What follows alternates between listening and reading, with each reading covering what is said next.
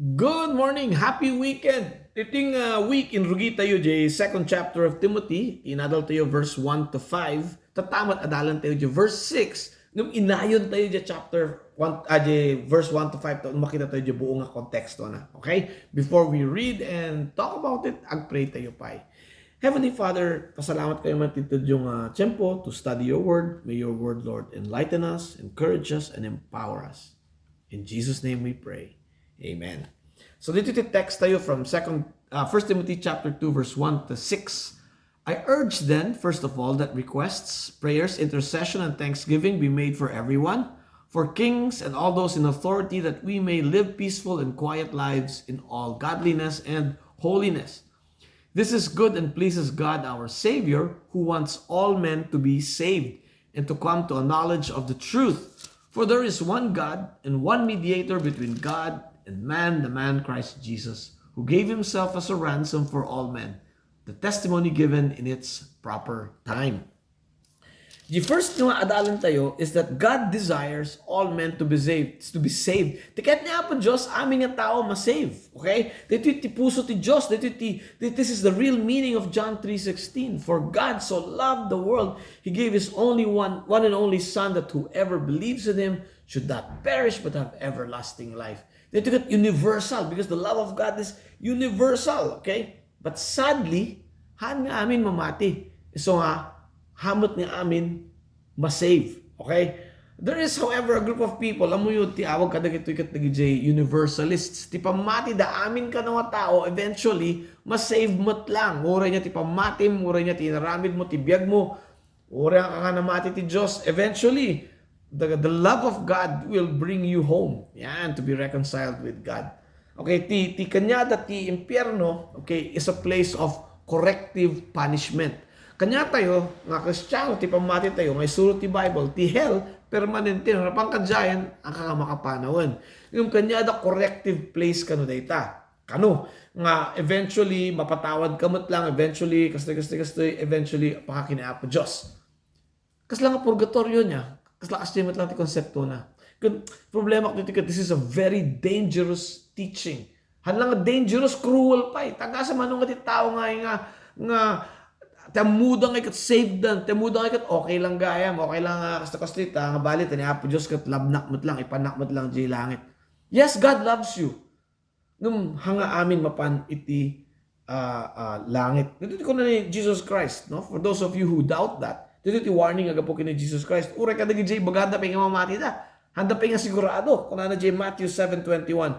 Not everyone who calls out to me, Lord, Lord, will enter the kingdom of heaven. Only those who actually do the will of my Father in heaven will enter. So sinungod kita tao nga mamati who do the will of the Father. Dagitoy kita tao who have come to a knowledge of the truth. Dagita tao nga amudat ti agpaypayso, which is our next point. Inya ang tagpaypayso. Okay, number 1. Amin tayo managbasol. Kung na Romans 3:23, for all have sinned and fall short of God's glory. Number 2, di basol tayo, iso tinang isina kanya tayo kinapo Diyos. Kung na Isaiah 59:2, it is your sins that have cut you off from God. Because of your sins, God has turned away and will not listen anymore. And third, ni Apo Jesus lang, iti makakaya nga reconcile ni Apo Diyos kanya tayo. So, John 14 ko na ni Apo Diyos, I am the way, the truth, and the life. No one comes to the Father except through me. Kung nandiyan text tayo, we have one God and one mediator between God and man. Misa lang ti mediator tayo, ni Jesus lang, ni Apo Jesus lang, the only mediator. Kasano tinaramid ni Jesus? Number 1, nagbalinso ng tao. Jesus became a man. Jesus Christ, who is God, nagbalin nga tao. Okay? Dito ko na nga, incarnation. John 1:1, in the beginning was the Word, and the Word was with God, and the Word was God. He was with God in the beginning. Importante nga maawatan tayo dito nga ni Apo Diyos kat God in heaven. Tadya verse 14 ko na, Jesus who is the Word became flesh and made His dwelling among us. Nagbaling nga tao ni Apo Diyos. Ito nga ti damag. No ni Apo Diyos, ni Jesus nagbaling nga tao, napukaw na ba siya pagka-Diyos na? Did Jesus Christ lose His deity? The answer kat, no. Han nga na po kao di deity na. Because the verse 14, as we continue, we have seen His glory, the one and the only who came from the Father, full of grace and truth. Di nagbaling nga tao ni Jesus, He displayed God's glory. He did things kani Apo Diyos lang ti makaaramid. So makita tayo nga nga napukaw, iti pagka-Diyos na. So nga ni Jesus is a God-man. He is what we call with dual nature. Duality nature na. He is 100% God. He is 100% man. Because, and importante dito because as a man, natay iso na. Okay? But as God, di pagkapatay na, He is able to fill the full requirement of God's law. The full requirement of God's law is perfection. Ni Jesus Christ lang ti perfect. Nga makabayad ti basol tayo. Okay? He is the perfect ransom, the sacrifice for God. Ito yung word tataji, ransom. Comes from two words. Ante and litron. Ante, in exchange of, or instead of. Okay? And liton meaning price or payment. Dito yung word nga ransom na pinagkuig. Dito yung usalod na word no pamusakaan ko. Slave. Kahit mga sakaan tap nagbaling nga free slave from the owner na. Dito yung word ransom, antilitron. Okay? Ni Apo Diyos ti antilitron tayo.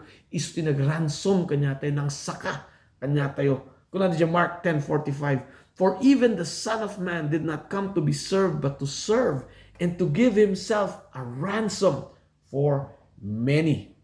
The summary na dito ito ni Paul, 2 Corinthians 5:21. God made Jesus, who had no sin, to be sin for us, so that in Him we might become the righteousness of God. Dito duman, da maunay mawatan dito. Dito the same passage, 2 Corinthians 5:21, New Living Translation. For God made Christ, who never sinned, to be the offering for our sin, so that we could be made righteous with God, right with God through Christ. Ang yun niya po, just kahit na amin masave. And through our mediator, our Lord Jesus Christ, the only mediator who paid the ransom so we can be free from sin. Lumahan nga, amin nga tao masave. Okay? Hanga amin nga tao gamin, mamati. Inya nga ti maaramid tayo. Well, nung ka mamati, nung ka nga save pa, well, dito tidunggin nyo from the words of our Lord Jesus Christ from Mark 1:15, the kingdom of God is near. Repent and believe the good news. Nung na kayo insuko yung tibiyag yun, kiniapo Diyos. Yan nga tiraminin tayo. Kung nandiyan text tayo, we pray. Ipag-pray tayo, dagay hampeng nga na isalbar. No, ti asawa yung hampeng nga save, pag-pray yo. No, ti anak yung hampeng nga na save, pag-pray yo. Tatang yun, no, nabiyagpay, nanang yun, nabiyagpay, pag-pray yo. No, hampeng nga save. Kakabsat yo, kasinsin yo, uncle yo, karuba yo, co-worker, amin nga tao, ipag-pray tayo, that they too will come to a knowledge of our Lord Jesus Christ. And kada tayo mat, if we have surrendered our life to Christ, we pray for ourselves that we become good witnesses, good Christians, good ambassadors of Christ. Nung makita ti tao ti biyag tayo, sana kahit nang tumot itibiyag with Christ. Dita ti trabaho tayo. Let's pray. Heavenly Father, we thank you for your word. Naitid man ti encouragement ka namin. And then we ask, Lord, to empower us. In Jesus' name we pray. Amen. Have a great week and God bless you.